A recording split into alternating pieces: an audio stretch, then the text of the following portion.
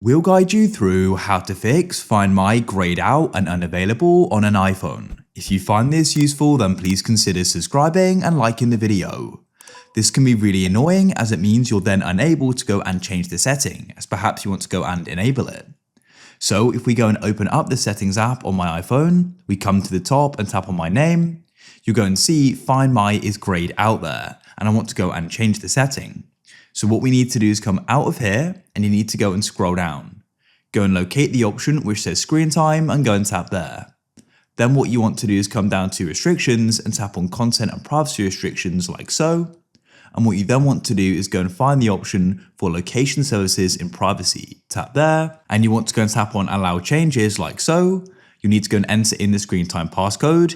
If you don't know it, you need to get the person who does know it to enter it. Now that we've done that, you can switch on location services if you wish. But now if we come back and go to the top and we can go and see that Find My is now available and we can adjust it. And we can go and change it. If you found this useful, then leave a like for more.